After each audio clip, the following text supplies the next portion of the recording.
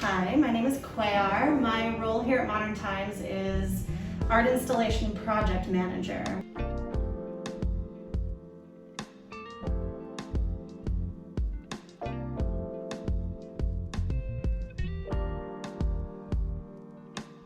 So the sticky note wall was our first art installation at Modern Times, and it won an Orchid Award, so it is an award-winning piece of art here at Modern Times. And one of the things that really got us recognized as art being one of our pillars of our brand and our company.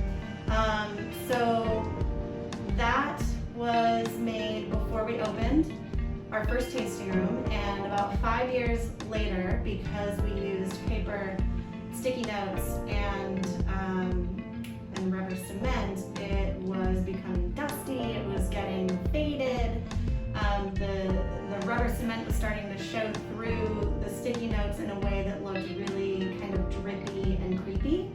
So we decided before we were going to take on all these new tasting rooms, that it would be a good opportunity for us to restore our mural. With DIY for a project you never wanted or will want to do.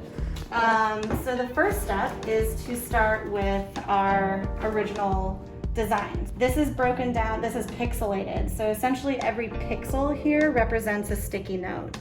So here we have each one of these slightly darker squares is a 10 by 10 sticky notes by 10 sticky notes. So we have 20 sticky notes by 20 sticky notes. And from there, I broke it down even further, or blew it up rather. So after I made it into a grid, so I labeled it down here. Each 10 by 10 has its own quadrant. So we have A1 over here, and this is a larger version of A1. I'm able to see a little more closely what the colors are. Fun fact about sticky notes is that they have seasonal colors, and they often go out of style, or they don't carry certain colors anymore. So there were some colors that we had used in the original sticky note mural that I was not able to get anymore for the restoration. So we had to get something that was close, and sometimes they were off-brand, and paper thickness varies between brands of sticky notes. And also some colors only come in a package set. I unfortunately ended up having to get hundreds of extra sticky notes that we were not able to use in the mural, but our lucky office workers will be forever supplied with a plethora of fun colors of sticky notes for the rest of Modern Times' existence. So after I was able to get the sticky notes in, we did some color tests and decided which ones were going to be the most similar to the discontinued colors.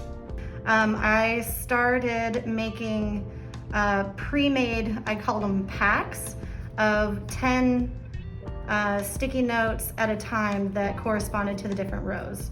And I would set these up on basically in a cardboard box. I would have the page on the bottom, and then 10 rows of sticky notes all the way up, each in packs of 10. So I'll show you here, this is the bottom row.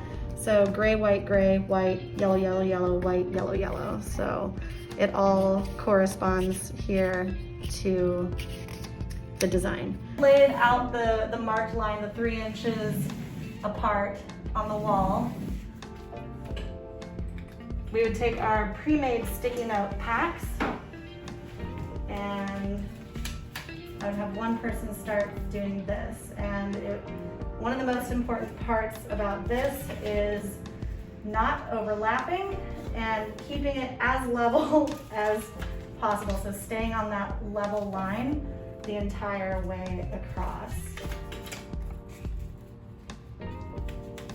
So this way, because I had pre-made the packs for whoever was laying these down, they didn't have to constantly reference these to be like, okay, now I need a blue, now I need a green, because there were, I want to say maybe 20 different colors that we were dealing with, and some of them were pretty close in color and would have been, it just left less room for error. So this is about how we did that. And then once we were done with that line, we go up to the next one and overlap that one just a little bit with the one underneath it, because they curl up a little bit and you don't want to be able to see the wall behind it. And whereas sticky notes are easy to remove, once you use the double-sided adhesive on it, they are not easy to remove. So there is a level of finesse that whoever was laying these down had to sort of master if they weren't getting the sticky notes down exactly the way they were in a level way.